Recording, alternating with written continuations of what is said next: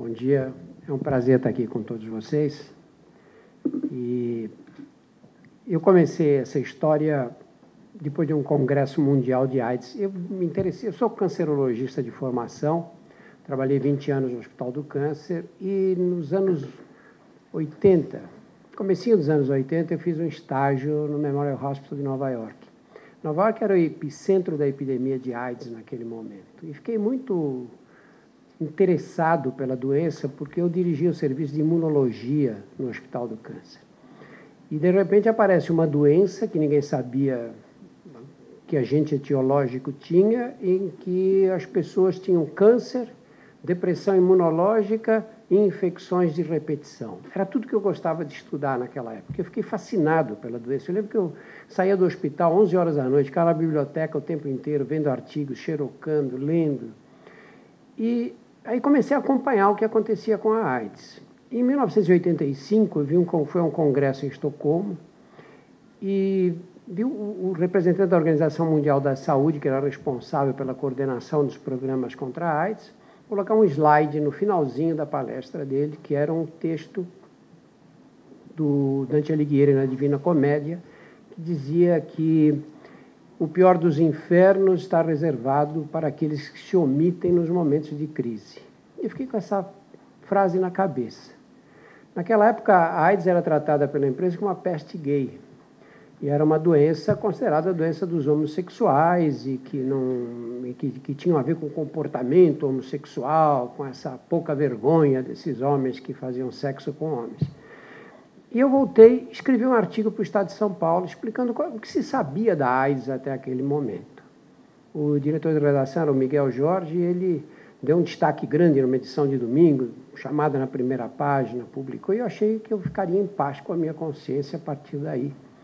Se um dia tivesse um neto, ia me dizer, pô, vocês sabiam de tudo isso? Ninguém falava nada, ninguém orientava a população. E aí passou um tempo. Quando saiu esse artigo, passaram-se acho que umas 2 ou 3 semanas, o Fernando Vieira de Mello, que era o diretor-geral da Jovem Pan, Carbone trabalhava lá, o Zé Carlos também, e me chamou e falou, olha, vamos fazer uma entrevista aqui na Jovem Pan sobre AIDS. Falei, Fernando, isso é uma coisa rádio, os médicos têm um patrulhamento pesado. E ele falou, não, você faz como você fez no jornal. E assim foi feito. A Maria Elisa Porchat fez uma entrevista longa comigo, e essa entrevista foi ao ar. Aí passaram-se uns 2 ou 3 meses, mais ou menos, eu encontro um amigo na Avenida Paulista, e ele disse, eu vi você na Jovem Pan ontem. Eu falei, não, ontem não. Você viu, tem uns 2 meses essa entrevista. Não, eu vi ontem. Eu falei, como o senhor viu ontem? Eu falei, era um trecho de uma entrevista sua, você falando, né?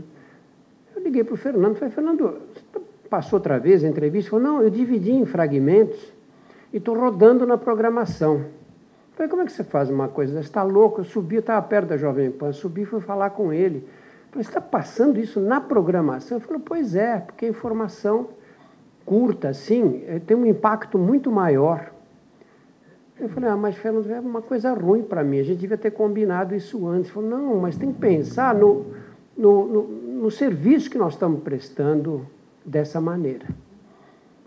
Eu fiquei, a conversa terminou aí, eu voltei uns dias depois lá, fiquei com essa coisa dessas mensagens. Foi interessante esse sistema aí. E aí voltei para conversar com ele, ele falou, sabe o que eu acho que você devia fazer? Devia fazer o seguinte, mensagens curtas. Porque o rádio é o momento de você atingir o ouvinte. Porque você recebe uma visita na sala com a televisão ligada. Mas se você está ouvindo rádio, entra alguém no carro, você desliga o rádio. Você só ouve rádio mesmo, alguém falando no rádio, quando você está prestando atenção, porque senão te atrapalha a conversa.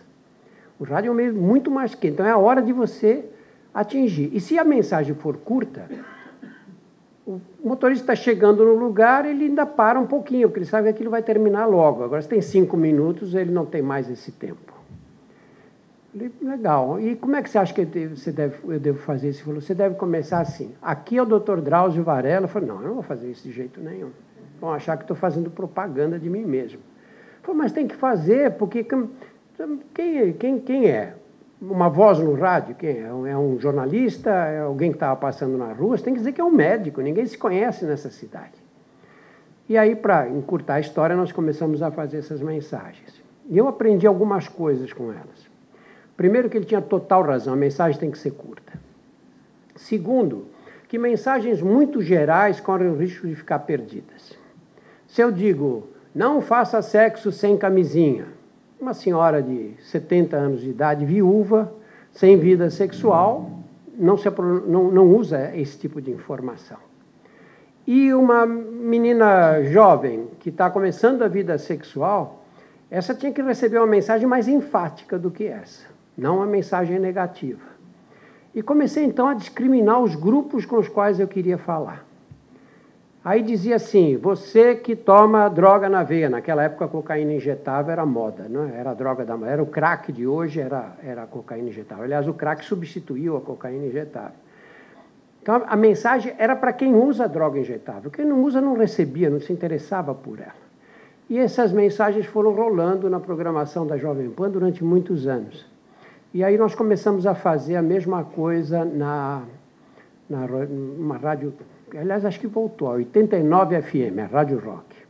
Então, talvez alguns mais jovens aqui tenham chegado a pegar esse tempo da 89. E as mensagens eram colocadas dessa mesma maneira. Um dia, em 1988, eu nunca esqueço, tinha um técnico de som na Jovem Pan, era um senhor, na época achava que ele era um senhor, talvez não fosse tão velho, e eu tinha acabado de fazer uma gravação e perguntei para ele, falei, engraçado, tem uma voz meio faimosa no rádio, o que eu posso fazer para melhorar a voz? Ele falou, olha, tem gente que tem voz boa para rádio e gente que tem voz ruim. A sua voz é ruim, não tem como melhorar. Achei aquilo tão engraçado, me falar assim na cara, e eu saí de lá e saí rindo. E o Fernando vinha chegando no elevador, ali no saguão do elevador. Falei, que você está rindo sozinho? Aí contei a história para ele. Ele falou, entra, vamos tomar um café aqui. Essas mensagens estão funcionando bem, porque o rádio é muito interativo, né? As pessoas ligam para o rádio. Ninguém liga, acho que, para televisão, mas o rádio é assim, fica a dona de casa ouvindo o rádio, ela não gosta de uma coisa que foi dita, ela telefona para o rádio. E ele disse, isso aí deu certo. Um dia você vai fazer isso na TV Globo. Eu olhei aquilo, isso é 1988. Por que você está dizendo isso? Então, porque tudo começa no rádio. A novela começou no rádio, o jornal começou no rádio, e essas mensagens começaram no rádio, e um dia você vai estar fazendo isso na televisão. Isso foi em 1988, a primeira intervenção que eu tive na televisão foi no ano 1999. Quer dizer, 11 anos antes ele teve essa previsão. Então, aquele fator Drauzio Varela que o Salim contou, ele colocou, acho que tem que ser colocado o fator Fernando Vieira de Mello, porque o Fernando era um gênio da comunicação, um homem superdotado que era capaz de enxergar a comunicação como eu nunca vi outra pessoa em toda essa carreira que eu tenho tido.